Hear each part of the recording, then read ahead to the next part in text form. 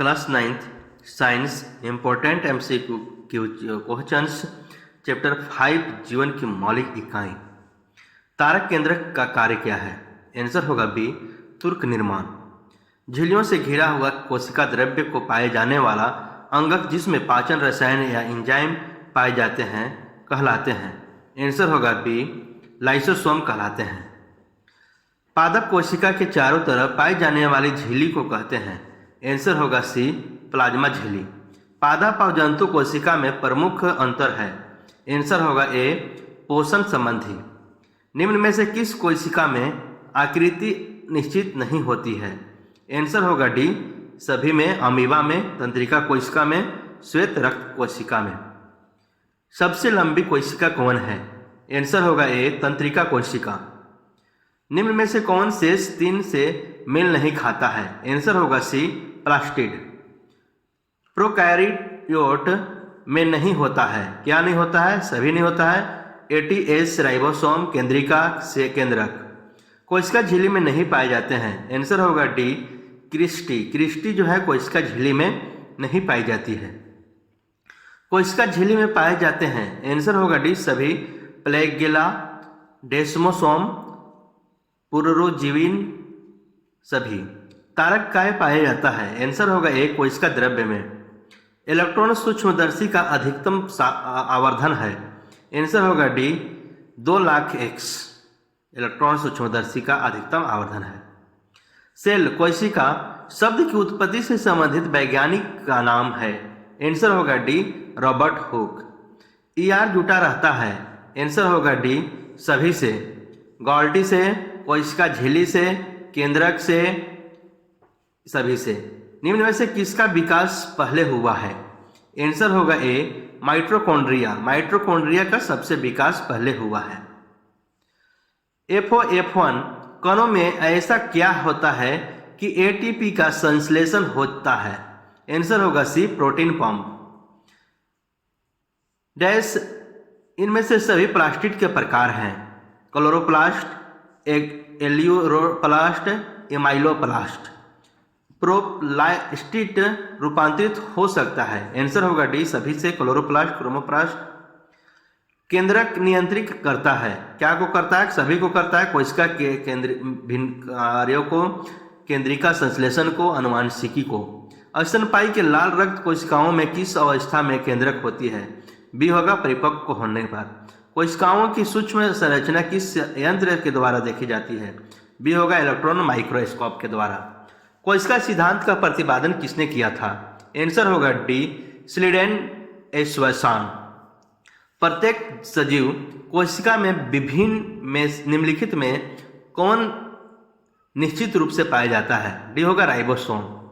अंतःप्रद्रवीय जालिका निम्नलिखित में से किस क्रिया से संबंधित है? आंसर होगा डी, इनमें से सभी।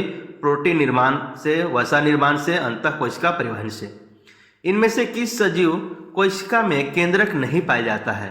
आंसर होगा डी, चालली कोशिका से। समुद्र का जल समुद्री जंतुओं की तुलना में होता है। आंसर होगा ए, हाइपाटिकनिक। डैश में या पर वसा का संश्लेषण होता है। बी, SER पर वसा का संश्लेषण होता है। इनमें कौन चलनात्मक परागम्य झिल्ली है? आंसर होगा बी, कोशिका झिल्ली। निम्नलिखित कोशिकाओं में किसे आत्मघाती थैली कहते हैं? आंसर होगा ए, लाइसोसोम। पौधों में गैसों का आदान प्रदान किस क्रिया द्वारा होती है? बी होगा, विसरण द्वारा होती है। जब किसी जीवित कोशिका को अतिपराशरी विलयन में डाला जाए तो क्या होगा? आंसर होगा बी, कोशिका संकुचित हो जाएगी। पौधों के मूल द्वारा जल का अवशोषण किस क्रिया द्वारा होती है? आंसर होगा बी, प्रासरण एंडोसाइटोसिस। निम्नलिखित में से कौन सा गुण प्लाज्मा झिल्ली में पाया जाता है? चयनित या अर्धग्राम्य। माइटोकॉन्ड्रिया की आंतरिक झिल्ली मुड़कर कैसे रचना का निर्माण करती है? आंसर होगा सी, क्रिस्टी। इनमें से कौन आत्महत्या की थैली कहलाता है? आंसर होगा ए, लाइसोसोम। इनमें से किसमें DNA पाया जाता है? आंसर होगा ए, केंद्रक या गुणसूत्र। केंद्रक या गुणसूत्र में डीएनए पाया जाता है। इनमें से किससे गुणसूत्रों का निर्माण होता है? डी होगा डीएनए या प्रोटीन। किसकी उत्पत्ति सबसे बाद में हुई है?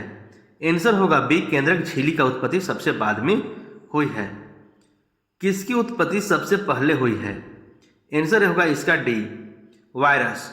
वायरस की उत्पत्ति सबसे पहले हुई है और केंद्रक झिल्ली की उत्पत्ति सबसे बाद में हुई है। मनुष्य के गैमीट्स, शुक्राणु या अंडे में किसे गुणसूत्र होते हैं? कितने गुणसूत्र होते हैं? आंसर होगा डी, 23 जोड़ा। प्रोकैरियोटिक कोशिका में कौन कोशिकांग पाया जाता है? आंसर होगा बी, राइबोसोम। इनमें से किसे ऊर्जा निर्माण का केंद्र कहा जाता है? आंसर होगा बी, माइटोकॉन्ड्रिया। इनमें से कौन प्रोटीन निर्माण का केंद्र है? सी होगा राइबोसोम। माइटोकॉन्ड्रिया को बायोप्लास्ट के रूप में किसने चर्चा की थी? आंसर होगा ए, बेंडा। किसने बतलाया था कि पीढ़ी दर पीढ़ी गुणों को ढोने का कार्य जीन द्वारा होता है? आंसर होगा ए, जोहानसेन। जोहानसेन ने बताया था कि पीढ़ी दर पीढ़ी गुणों को ढोने का कार्य जीन द्वारा होता है। बहुकोशिकीय नहीं है, कौन नहीं है? डी, सभी। अमीबा, मलेरिया परजीवी, काला ज्वार परजीवी। कोशिका की वृद्धि किसके द्वारा नियंत्रित होती है? आंसर होगा सी, केंद्रक के द्वारा। कोशिका भित्ति होती है? आंसर होगा बी, पारगम्य। कोशिका भित्ति होती है वो पारगम्य होती है।